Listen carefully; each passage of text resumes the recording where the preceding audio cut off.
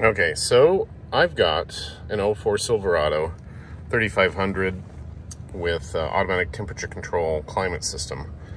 And last fall, all of the servos that run, or actuators I should call them, that run the temperature and heat location as to whether it's on defrost or if it's on the floor, it all quit working. And I thought, well, that's kind of weird that all three of these units would quit working at the same time. There's one right down there to the left of that funny little air vent. It goes up into that plastic area right there. And it's orientated like that. So there's the 2 points for your screws right on either side. So there's that one that controls driver's side heat. The one up in the dash controls, and I'll show you where that is. It's conveniently hidden. Controls passenger side heat. And then the one that is directly back in here, which you probably can't see that. It's up in there. That is your defrost and heat blend actuator. So I replaced this through O'Reilly's, $170 last fall, plugged it in. Some of it worked, whereas the fan didn't work last time, but then it did work, but not all the servos worked. So I thought, oh, you gotta be kidding me. So I figured, all right, well, I'm just gonna leave the head unit in here, the HVAC head unit, replace it anyway, it's 20 years old, and it has a lifetime warranty, and then just replace the mode door actuators. So I bought the cheap $15 Chinese off of eBay, and two of them are the same, and there's the same part number, and I can put that in the description below. And then the third one, which is the one in the dash, had a different part number. So I thought that was kind of odd. And turns out, well, here's the one that came out of the dash.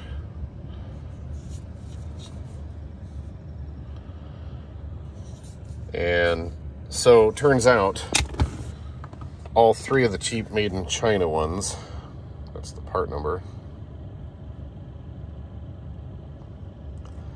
all three of them worked in all three locations.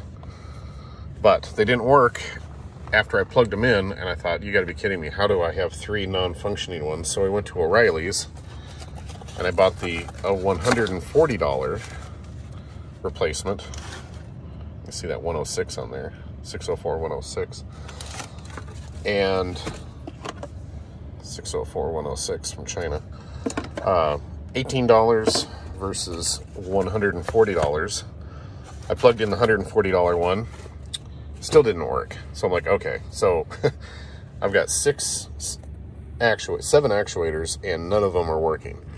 So this has a lifetime warranty. So I took the HVAC head unit back yesterday. They swapped it out, and all of a sudden all the actuators work in all locations. It's actually, this is the actuator. I haven't installed it back up under there yet. But when you have it pulled out and you make changes to the temperature settings or mode settings, this little actuator will spin. So that's how you know this is working. So plug that in just now, and now all the actuators work. I can feel this one down below. If you feel underneath there, you can feel the little round, this little portion spinning. And then the one up here in the dash, now this one's fairly easy to get to. The screw on the driver's side up underneath there is pretty tight. You're going to need a very small 1/4 inch. You're going to need an extension because it's deep, and then you're going to need that's a 7 mil to get up in there with a small ratchet to get that one out. That one actually started working, so I'm not going to replace it. But the dashboard, let me show you. I saw some videos online, and somebody had little tiny 10-year-old size hands, and they were able to get back in there because it's directly underneath that vent, which you can see the little red clip right there. But I don't have little tiny hands, I have these big meatball hands. So here's how this works. The dash comes out easily enough. The pull bar, that grab handle that's up here, has two releases, one boom, and that pulls straight out. The vents pop out. There's videos on how to take the dash out. And then there's just a handful of 7 mils that hold the dash actually in, with a couple of Phillips on the end that hold it to either end. And then the bezel around the dash, which is back there, pops off easily enough with no screws holding that in. So the whole top of the dash comes apart, I mean, fairly easily. Take you 5 minutes, maybe less. This is the part that is not good, is when you take the dash out, don't forget you've got your day-night sensor, which is a quarter turn to pop that out, and it mounts right there. And then you've got this temperature sensor, which goes into the HVAC system right there. That's also a quarter turn to pop that out. Now the problem I have is getting to that actuator for the passenger side temperature is right underneath here. So to get to there, this is one solid piece that runs all the way to this vent here, and then it runs back around to this vent here. And then even though this is separate from that piece, this piece underneath runs all the way to the other side of the vehicle. So it's one piece, and you're not gonna lift, you can't lift this up to get underneath there. I don't know how they did it in that one video, but, and to get a tool under there. So I took the road that allowed me easiest access, but probably a little bit more difficult, and that is take these screws out and move that bar aside. You don't have to undo the other side. What size is that? That was a 10 mil.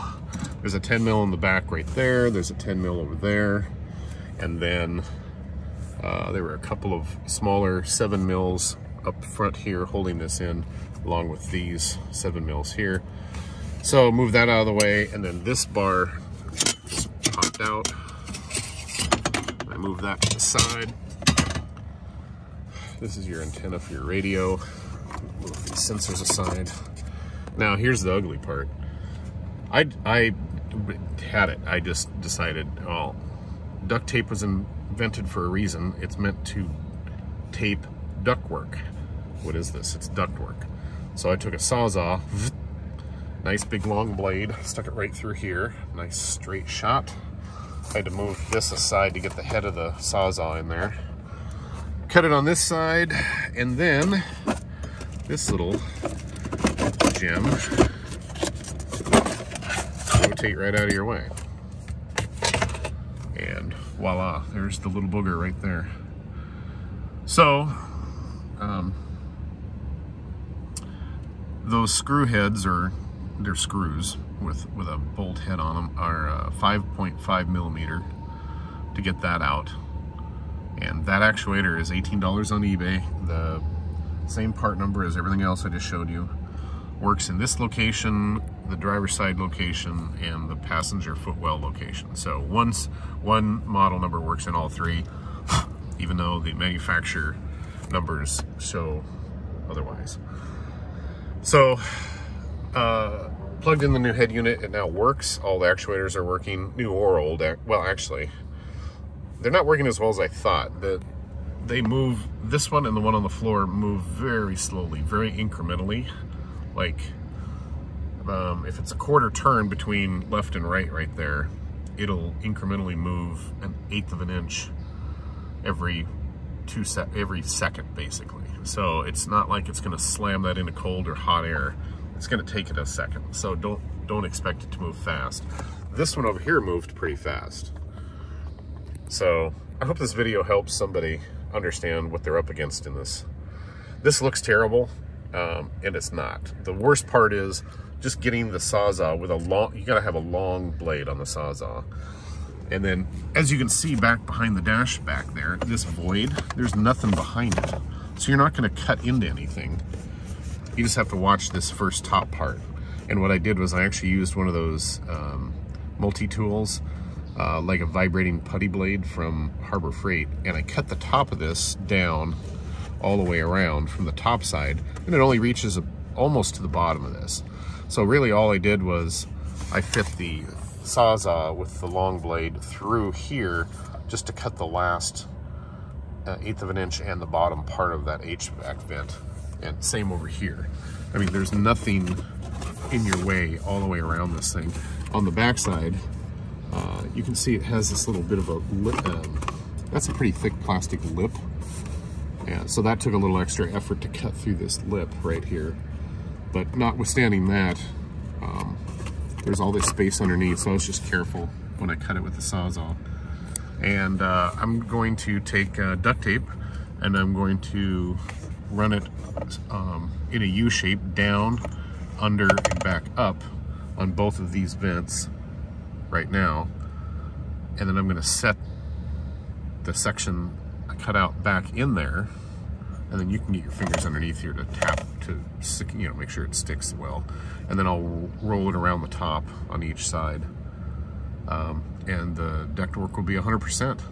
But this was my solution to this not fun task. So I hope it helps somebody, and good luck.